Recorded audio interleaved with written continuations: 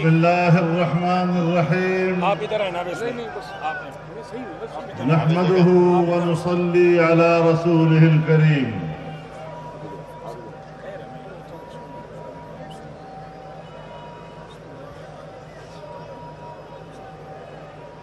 آزادی مارچ کے متوالوں،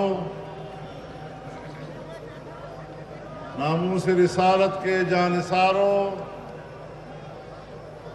عقیدہ ختم نبوت کے محافظوں، پاکستان کی بقا اور سلامتی کے لیے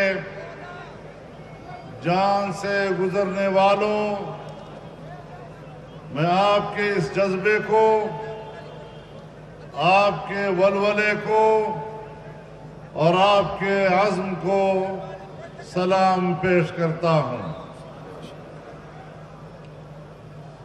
میرے محترم دوستو، آپ نے گزشتہ 9 مہینوں میں 15 ملین مارچ کیے اور جس امن و آشتی کا آپ نے مظاہرہ کیا وہ اس بات کے لیے کافی ہے کہ ہمارا کارکن پرامن ہے اور پاکستان کے امن کو سب پر مقدم رکھتا ہے۔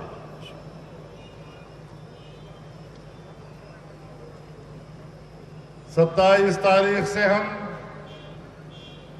کراچی سے چلے ہیں، یہ کاروان کوئٹہ سے چلا ہے اور آج لاہور پہنچا ہے۔ اس پورے راستے میں سفر کے تمام مراحل میں آپ نے ثابت کیا ہے کہ اس عظیم ہجوم کے باوجود راستے میں کسی انسان کو خراش تک نہیں آئی۔ ہر شہری پرسکون ہے اور راستے میں جہاں جہاں ہم آئے اور ہر شہر میں جس ولولے کے ساتھ اور جس جوش کے ساتھ آپ کا خیر مقدم کیا گیا، اس سے اندازہ لگتا ہے کہ اس آزادی مارچ کو پاکستان کے ہر شہری کی حمایت حاصل ہے۔ راستے میں جن لوگوں نے ہمیں خوش آمدید کہا ہے، جن سیاسی جماعتوں نے اس کاروان کو خوش آمدید کہا ہے، میں ان کو اس آزادی مارچ میں شامل تصور کرتا ہوں، اگرچہ ان کے حالات ان کو ہمارے ساتھ چلنے میں آمادہ نہیں کر سکے ہیں۔ ہر آدمی کے کچھ حالات ہوتے ہیں، لیکن انہوں نے اپنی وابستگی کا اظہار کر کے اپنے آپ کو آزادی مارچ کا حصہ بنایا اور وہ گھر بیٹھے بھی انشاءاللہ آزادی مارچ کا حصہ تصور ہوں گے۔ میرے محترم دوستو، ہمارا جو بنیادی مطالبہ ہے وہ یہی ہے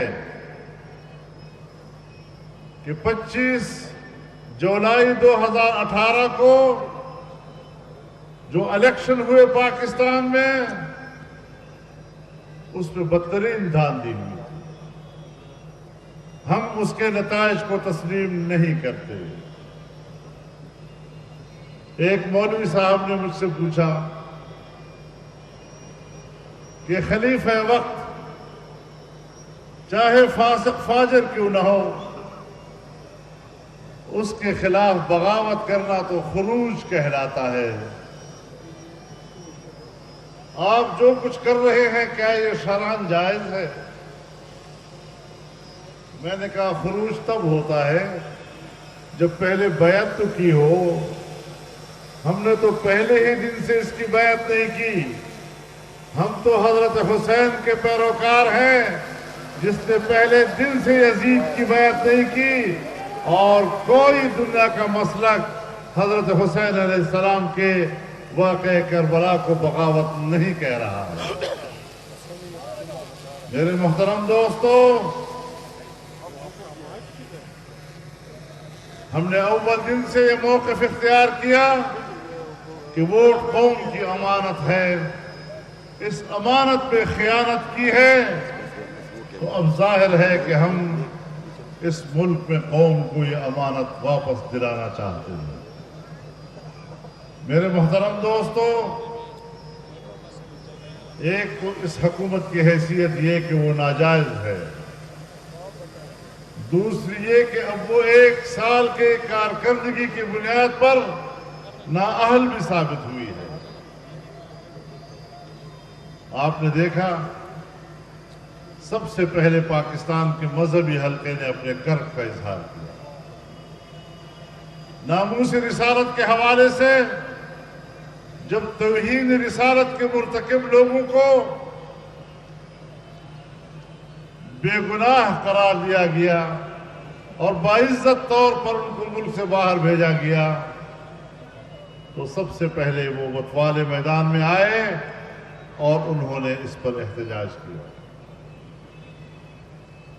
قادیانیوں کے ساتھ رسم و راہ پیدا کرنے کی کوشش کی گئی اور ان کو اطمینان دلایا گیا کہ سن 1973 کے آئین کی اس شک کو ختم کر دیا جائے گا جس میں قادیانیوں کو غیر مسلم اقلیت قرار دیا گیا ہے۔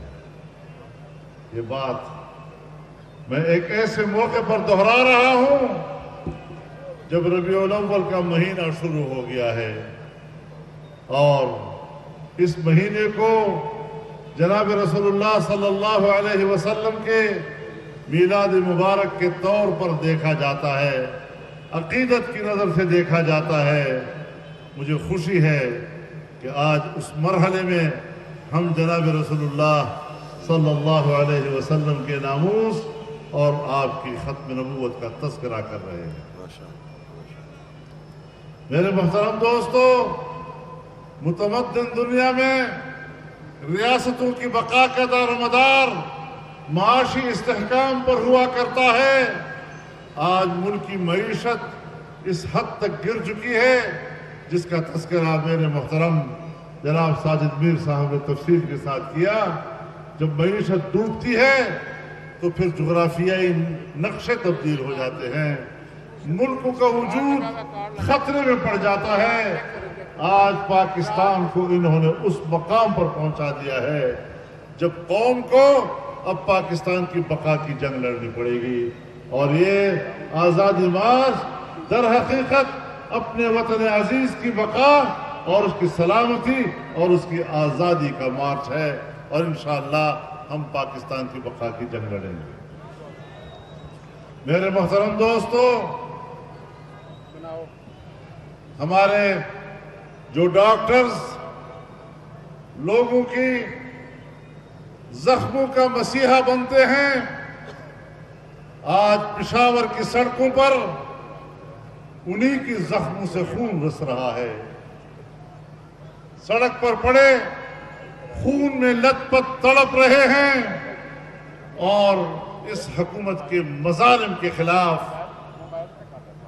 اپنی چیخ و پکار اور آہ و بکا دنیا تک پہنچا رہے ہیں۔ اس ملک کے معیار اساتذہ کرام آج انہیں اسلام آباد کی سڑکوں پر گھسیٹا جا رہا ہے، یہاں تک کہ خواتین اساتذہ کو بھی گھسیٹا گیا اور ان کے چہروں پر تھپڑ مارے گئے۔ کیا اس پاکستان میں ایک استاد کا یہ احترام رہ گیا ہے کہ اگر وہ اپنے جائز مطالبات کے لیے اسلام آباد آتا ہے تو آپ کے ظلم کا نشانہ بنتا ہے؟ آج تاجر ہڑتال پہ ہے، پورے ملک میں تاجر برادری ہڑتال کر رہی ہے، اس لیے کہ تاجر کے لیے کاروبار کے دروازے بند کر دیے گئے ہیں۔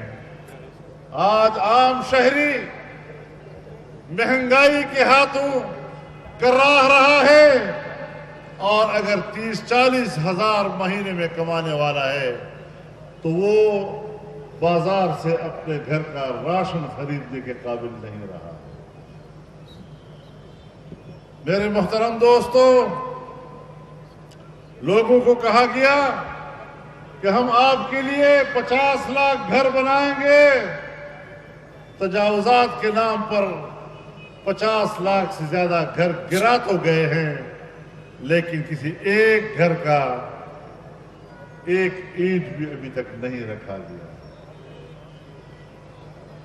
نوجوانوں سے کہا گیا کہ ہم آپ کو 1 کروڑ نوکریاں دیں گے۔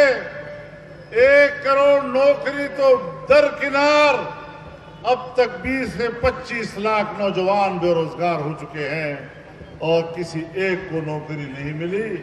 کہنے لگے پاکستان اتنا خوشحال ہوگا کہ لوگ باہر سے آ کر پاکستان میں نوکری مانگیں گے۔ پاکستان میں اب تک کسی کو نوکری نہیں ملی، باہر سے آئے ہوئے صرف 2 آدمیوں کو نوکری ملی ہے، ایک اسٹیٹ بینک کے گورنر اور ایک FBI کا چیئرمین۔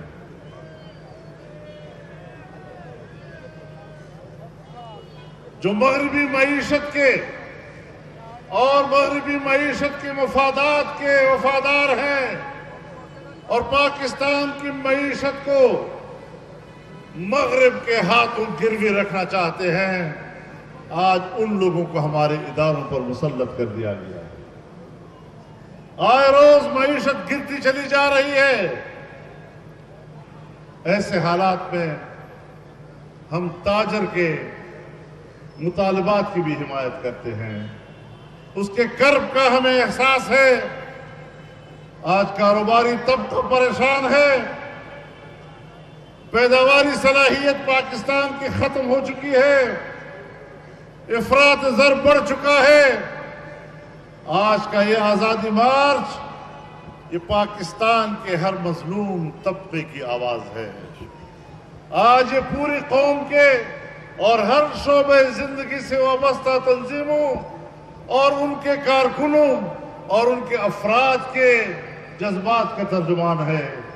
یہی وجہ ہے کہ ملک کا ہر طبقہ آج اس آزادی مارچ کے ساتھ وابستہ ہو رہا ہے اور اپنی امیدیں اس سے وابستہ کر رہا ہے۔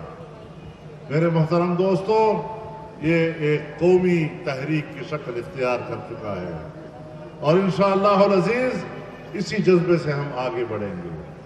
میں پاکستان مسلم لیگ نون کا بھی، پاکستان پیپلز پارٹی کا بھی، مرکزی جمعیت اہل حدیث کا بھی اور عوامی نیشنل پارٹی کا بھی اور ہمارے پشتونخوا ملی عوامی پارٹی، جمعیت علماء پاکستان، نیشنل پارٹی اور قومی جمہوری پارٹی، تمام کا شکریہ ادا کرتا ہوں کہ انہوں نے آزادی مارچ سے وابستگی کا اعلان کیا ہے اور اس کو ایک قومی آواز کی شکل دی ہے۔ آج آزادی مارچ کی صورت میں پوری قوم ایک پیج پر ہے۔ ہماری دعا ہے کہ اللہ تعالیٰ میاں نواز شریف صاحب کو صحت کاملہ عاجلہ نصیب فرمائے، اللہ تعالیٰ آصف علی زرداری صاحب کو صحت کاملہ عاجلہ نصیب فرمائے۔ ہم ان کو جلد از جلد جیل کی سلاخوں سے باہر عوام کی صفوں میں دیکھنا چاہتے ہیں۔ احتساب کے نام پر سیاستدانوں کو پس زندان دھکیلنا، اب یہ ڈرامہ بند ہونا چاہیے۔ مزید ایسے ڈراموں کی اب اس ملک میں گنجائش نہیں ہے۔ میں آپ کو خوش آمدید کہتا ہوں اور اگلے سفر کا آغاز کرتے ہیں اللہ کا نام لے کر۔ میں زندہ دلان لاہور کا بھی شکریہ ادا کرتا ہوں جس نے گزشتہ ساری رات جاگے گزارے اور ہمارا استقبال۔ بہرحال ہم انشاءاللہ اب روانہ ہوتے ہیں، دعائے سفر پڑھ لیجئے اور اللہ کا نام لے کر اگلے سفر کا آغاز کیجئے۔ وآخر دعوانا ان الحمد للہ رب العالمین۔